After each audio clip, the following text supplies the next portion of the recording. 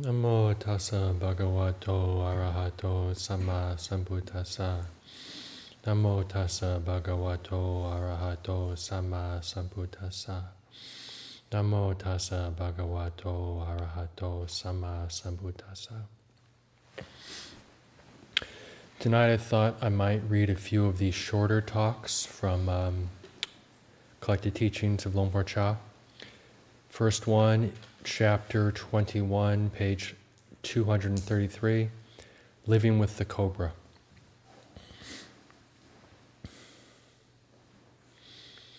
This short talk is for the benefit of a new disciple who will soon be returning to London. May it serve to help you understand the teaching that you have studied here at Wat Pah Pong. Most simply, this is the practice to be free of suffering in the cycle of birth and death.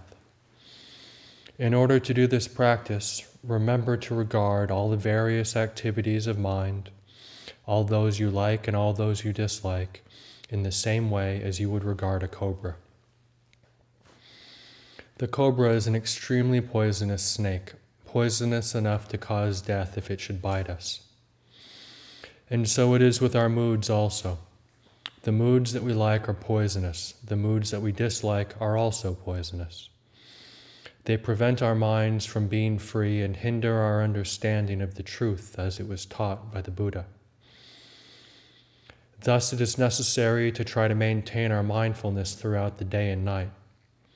Whatever you may be doing, be it standing, sitting, lying down, speaking, or whatever, you should do with mindfulness. When you are able to establish this mindfulness, you'll find that there will arise clear comprehension associated with it. And these two conditions will bring about wisdom. Thus, mindfulness, clear comprehension, and wisdom will work together, and you'll be like one who is awake both day and night.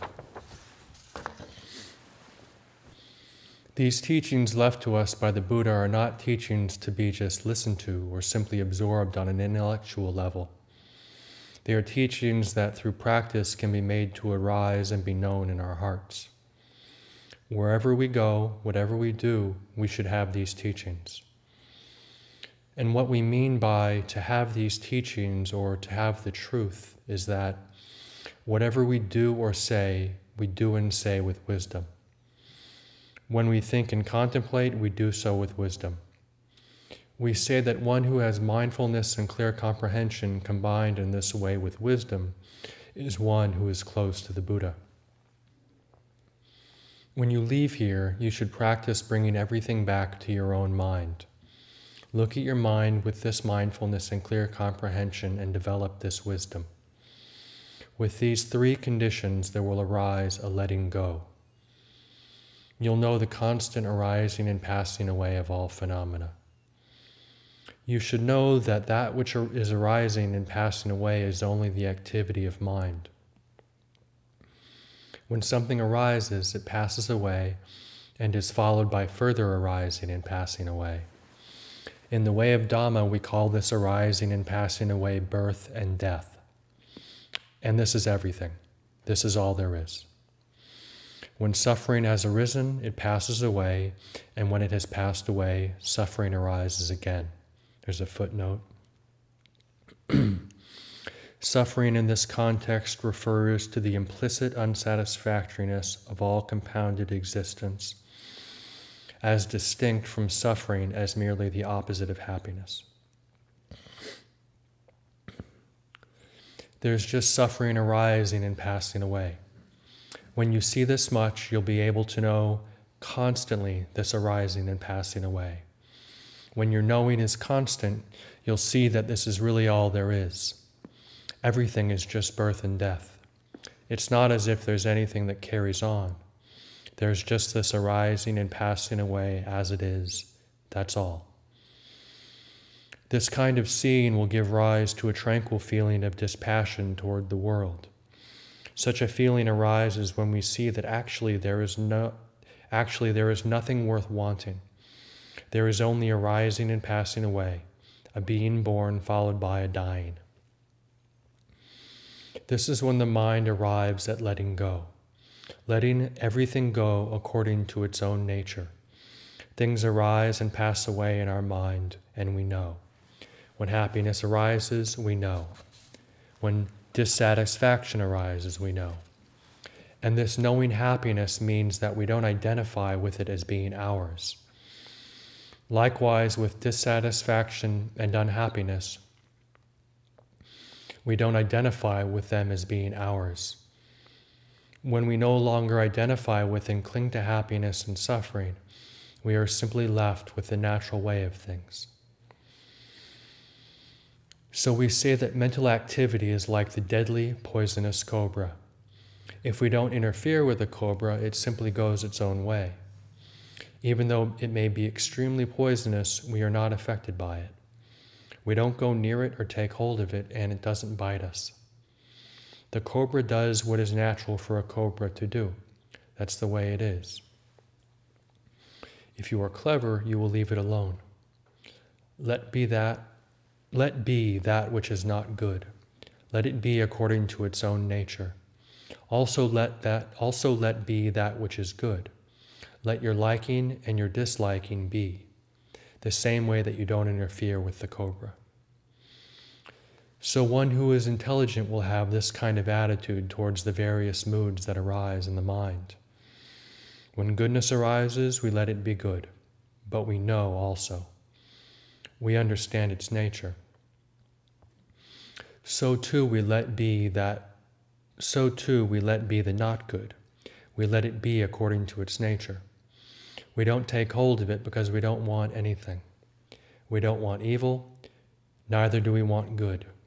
We want neither heaviness nor lightness, happiness nor suffering. When, in this way, our wanting is at an end, peace is firmly established.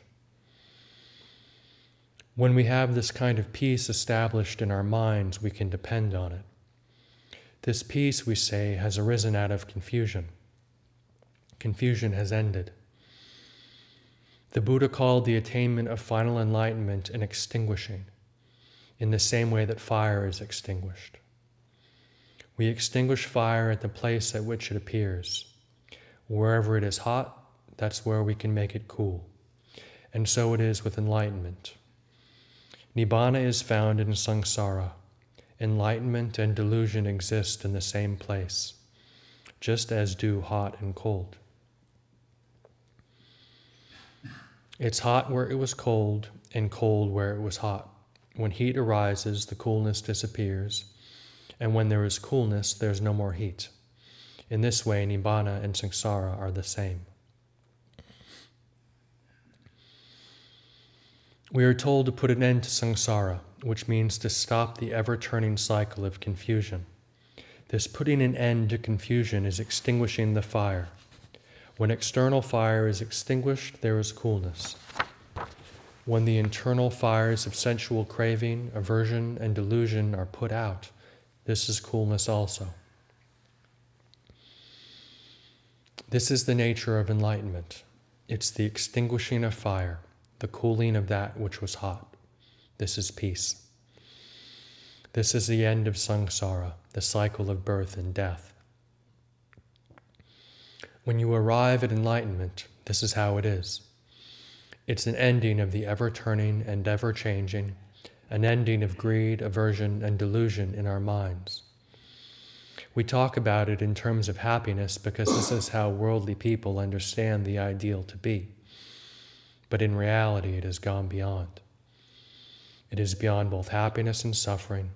It's perfect peace. So as you go, you should take this teaching which I have given you and contemplate it carefully.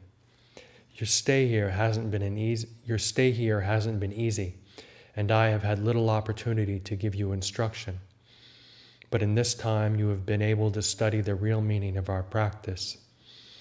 May this practice lead you to happiness. May it help you grow in truth. May you be freed from the suffering of birth and death. This next talk is called The Place of Coolness, Chapter 30, page 319, and there's a footnote on the title. The talk has been previously published as Right View, The Place of Coolness.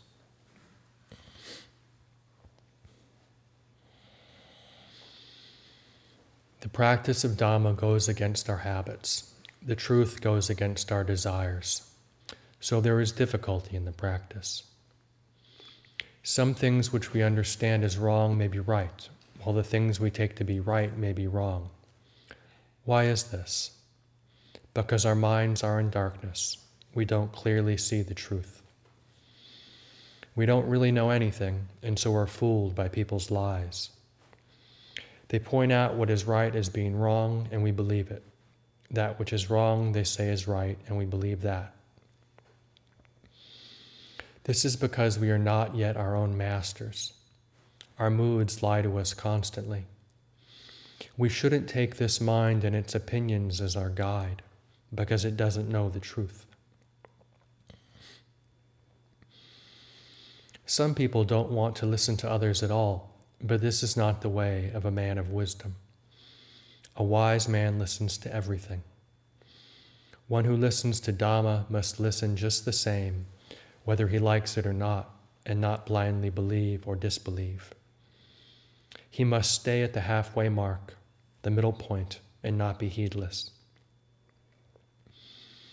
He just listens and then contemplates, giving rise to the right results accordingly. A wise man should contemplate and see the cause and effect for himself before he believes what he hears. Even if the teacher speaks the truth, don't just believe it, because you don't yet know the truth of it for yourself. It's the same for all of us, including myself. I've practiced longer than you. I've seen many lies before. For instance, quote, "This practice is really difficult, really hard." Why is the practice difficult? It's just because we think wrongly. We have wrong view. Previously, I lived together with other monks, but I didn't feel right. I ran away to the forests and mountains, fleeing the crowd, the monks, and novices. I thought that they weren't like me. They didn't practice as hard as I did. They were sloppy. That person was like this person was like that. This was something that really put me in turmoil. It was the cause for my continually running away. But whether I lived alone or with others, I still had no peace. On my own, I wasn't content. In a large group, I wasn't content. I thought this discontent was due to my companions, due to my moods, due to my living place, the food, the weather, due to this and that. I was constantly searching for something to suit my mind. As a Dhutanga monk, footnote on Dhutanga, voluntary ascetic practices. As a Dhutanga monk, I went traveling, but things still weren't right. So I contemplated, what can I do to make things right? What can I do? Living with a lot of people, I was dissatisfied. With few people, I was dissatisfied. For what reason? I just couldn't see it. Why was I dissatisfied? Because I had wrong view. Just that. Because I still clung to the wrong Dhamma. Wherever I went, I was discontent, thinking, here is no good, there is no good, and on like that. I blamed others. I blamed the weather, heat and cold. I blamed everything. Just like a mad dog, it bites whatever it meets because it's mad. When the mind is like this, our practice is never settled. Today we feel good, tomorrow no good. It's like that all the time. We don't attain contentment or peace. The Buddha once saw a jackal, a wild dog, run out of the forest where he was staying. It stood still for a while, then it ran into the underbrush, and then out again. Then it ran into a tree hollow, then out again. Then it went into a cave, only to run out again. 1 minute it stood, the next it ran, then it lay down, then it jumped up. The jackal had mange. When it stood, the mange would eat into its skin, so it would run. Running, it was still uncomfortable, so it would stop. Standing was still uncomfortable, so it would lie down. Then it would jump up again, running into the underbrush, the tree hollow, never staying still. The Buddha said, "Monks, did you see that jackal this afternoon? Standing it suffered, running it suffered, sitting it suffered, lying down it suffered." In the underbrush, a tree hollow, or a cave, it suffered. It blamed standing for its discomfort. It blamed sitting. It blamed running and lying down. It blamed the tree, the underbrush, and the cave.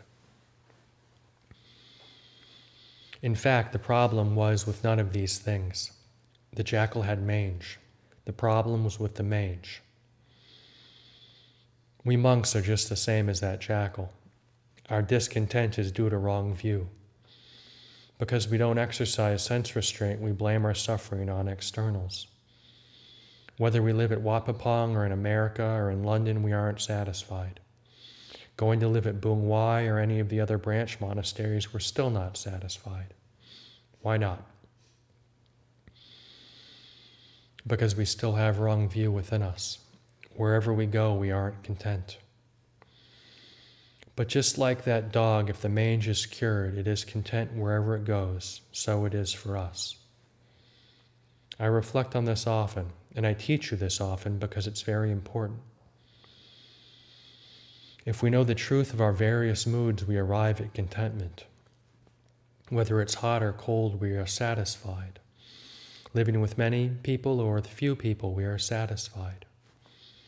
Contentment doesn't depend on how many people we are with. It comes only from right view. If we have right view, then wherever we stay, we are content. But most of us have wrong view. It's just like a maggot. A maggot's living place is filthy, its food is filthy, but they suit the maggot. If you take a stick and brush it away from its lump of dung, it'll struggle to crawl back in. It's the same when the Ajahn teaches us to see rightly. We resist, it makes us feel uneasy. We run back to our lump of dung because that's where we feel at home. We're all like this. If we don't see the harmful consequences of all our wrong views, then we can't leave them. The practice is difficult. So we should listen. There's nothing else to the practice. If we have right view, wherever we go, we are content. I have practiced and seen this already. These days, there are many monks, novices, and lay people coming to see me. If I still didn't know, if I still had wrong view, I'd be dead by now. The right abiding place for monks, the place of coolness, is just right view itself. We shouldn't look for anything else.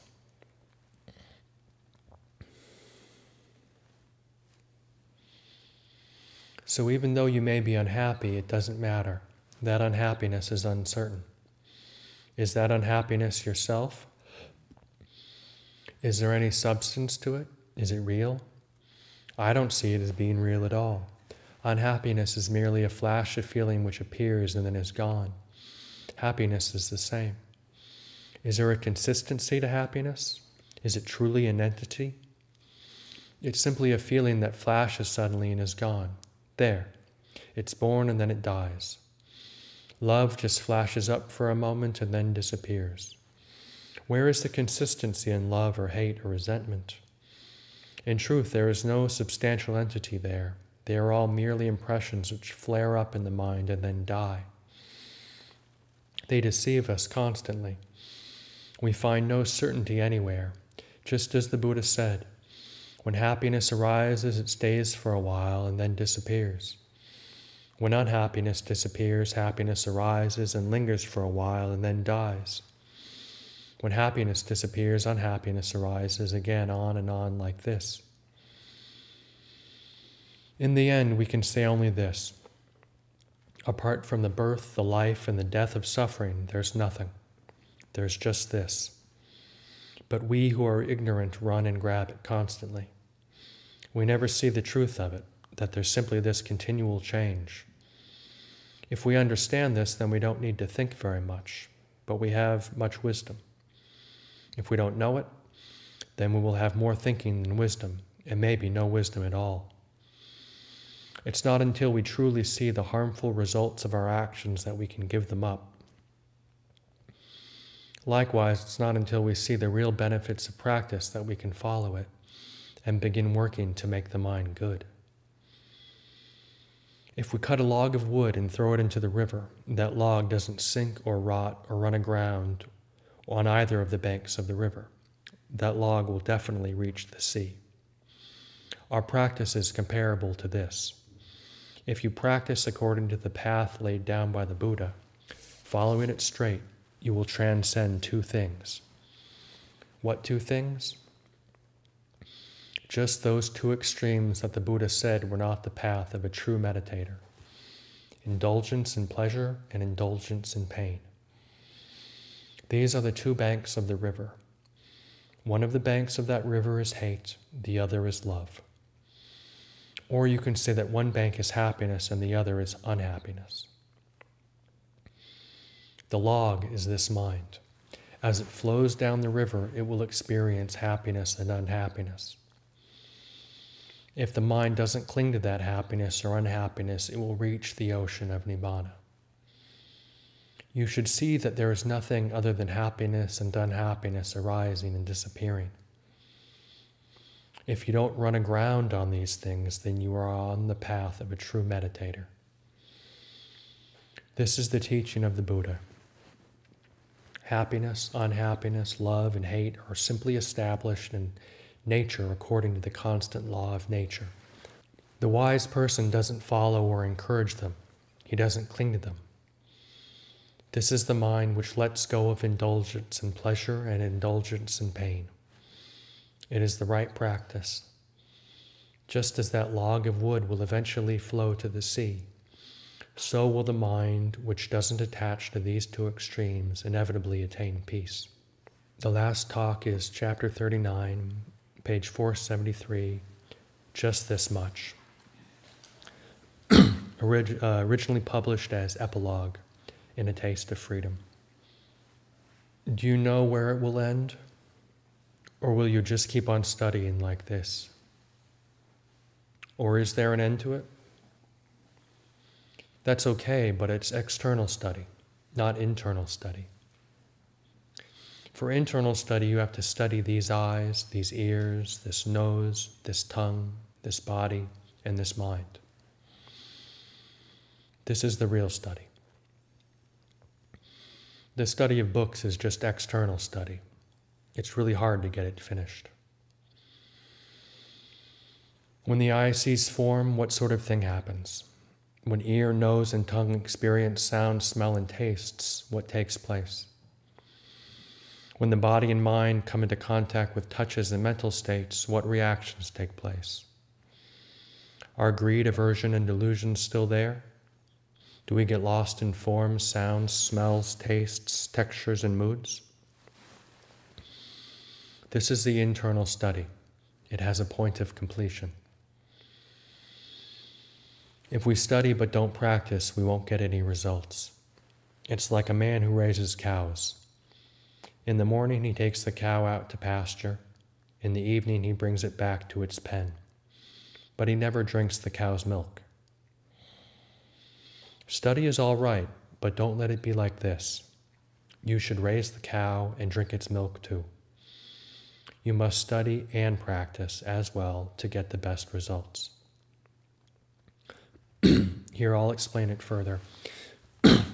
It's like a man who raises chickens, but doesn't collect the eggs. All he gets is the chicken dung. This is what I tell the people who raise chickens back home.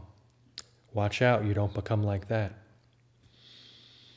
This means we study the scriptures, but we don't know how to let go of defilements. We don't know how to push greed, aversion, and delusion from our mind.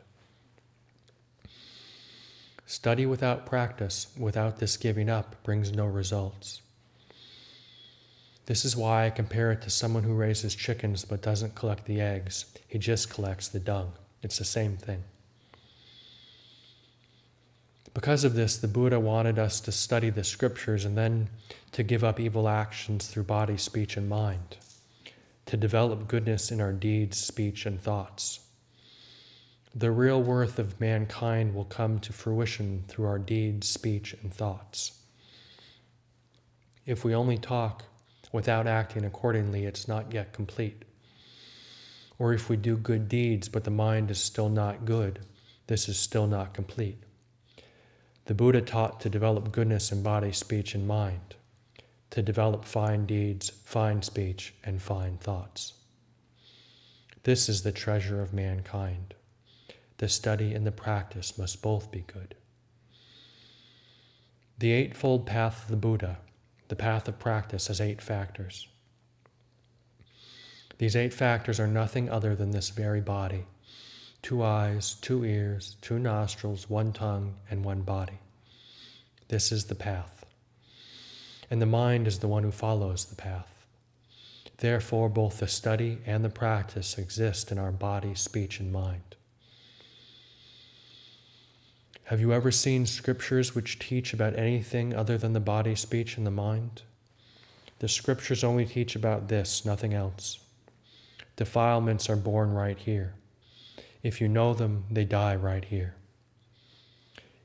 So you should understand that practice and study both exist right here. If we study just this much, we can know everything. It's like our speech. To speak 1 word of truth is better than a lifetime of wrong speech. Do you understand? One who studies and doesn't practice is like a ladle in a soup pot. It's in the pot every day, but it doesn't know the flavor of the soup. If you don't practice, even if you study till the day you die, you'll never know the taste of freedom.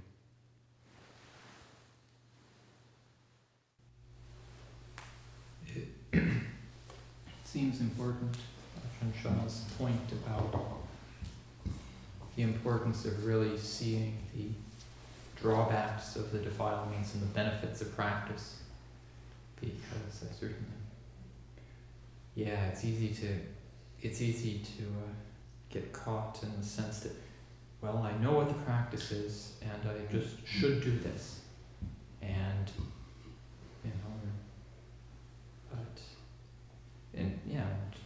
and not paying enough attention to actually seeing the benefits and the drawbacks, which will actually make it work, make it sustainable.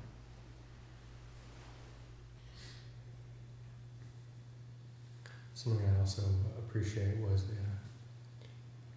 I think it might have been the first talk, talking about blaming one's environment for one's unhappiness, one's dukkha.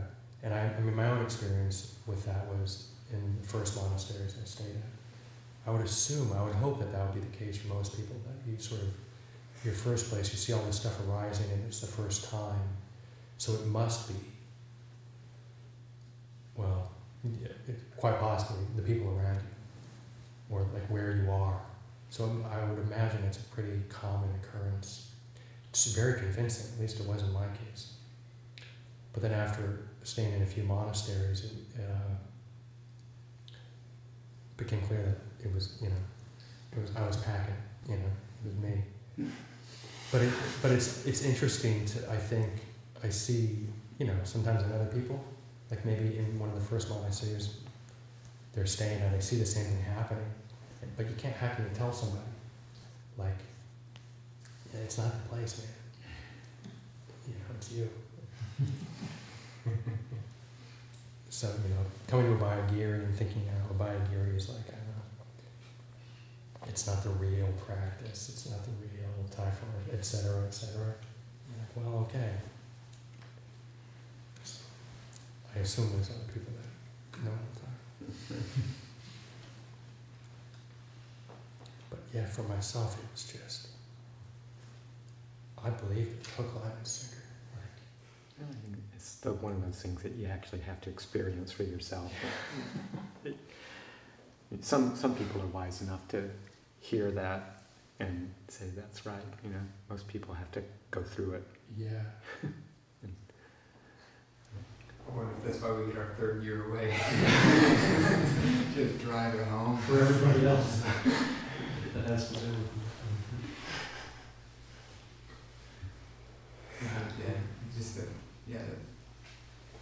Similarly, I heard it, but then going and actually living for a year in maybe one monastery, but a handful of monasteries in a very different cultural environment, in a very different social environment, and I remember, it was just like, is pretty incredible to see how much you could change the external environment, and yet how absolutely the same my mind was working. But it took this extreme contrast. And I'm still learning, of course, but that was amazing. That was a really helpful experience to just at least stick better than it used to. Oh, So yeah. the third year away thing is like, it's genius. And I think even on top, as an extension of that, the benefit of staying in different monasteries. I think seeing stuff that comes up for one with other people, or like feedback that one might get, and then seeing it kind of happen again and again, it's like, wow, okay. And just having that point really nailed home, it's just quite useful. And then still obviously struggling with it. Maybe at least not blaming other people for it. I always found that teaching on the relationship between pleasure, happiness, and suffering really profound, actually. Like, not just that they come and go, but actually, like, it's like in this shorter series of questions and answers with Bhikkhuni Dhammadina and the merchant Visakha, and Bhikkhuni Dhammadina says, pleasant feeling is pleasant when it persists and painful when it changes. Painful feeling is painful when it persists and pleasant when it changes. Neither pleasant nor painful is painful if not experienced with mindfulness. And like, just that you really see it on retreat. It's like, there's not really a reason why you're happy, but then, after a few days of that, then you're sad for a while, and then that goes, and so and I still, even though there's no changing conditions, I still buy into it a lot. But it's really interesting to see just like that it's just two sides of the same coin, and I just see it as quite difficult in the world because you don't really have much else to go on out there in terms of guiding your actions except for those, but they're so fickle. So a lot of gratitude for like the training and stability and kind of being trapped of this form. It's useful because you can't, just kind of have to see how it shifts. But in the world now, there's not much, it's difficult without that guidance of some sort of form or purpose. The container is important. That's the title of that book, with the wisdom of no escape. Sometimes you really can't see it all as it happens until you're restrained from acting out on it. Chaining the dog with mange to a tree or something. Just happens. It also calls into questions like how do you know what you're doing is right if you can't trust happiness? And like, I remember talking to these Catholic nuns about what guided them in their own life, and like, in the Catholic tradition they have this idea of like the personal, like the Godhead, like the little voice of God inside. And I don't know exactly what we have used language around that, but certainly like the longer you stay in this life, there is something, a feeling of rightness that does begin to get louder, I find, and seems to not be quite so fickle. I just maybe just mindfulness and wisdom, but it's quieter, I think. Kusala Chitta. One of the best metaphors I've heard, similarly to the jackal with the mange in Venerable Father, when Ajahn Chah goes to Ajahn Chah's house, I think somewhere in Washington, and the Babakaro family has this dog that I guess it's really jubilant, a happy dog, but when it's inside it wants to be outside, when it's outside it wants to be inside, and there's like no time between. It's inside, bam, it's scratching the door out, or it's outside. It's just back and forth, and apparently Ajahn Chah was just delighted. I just thought it was like hilarious, and for me it's such a wonderful metaphor. I think we all probably know what that feels like. Yeah, I think it was Paul Breider who was there with the Babakos, and Ajahn Chah was saying, see Warapanya, you're just like that. You're in, you want to get out. You want out, you want to get in. And that dog did not have mange.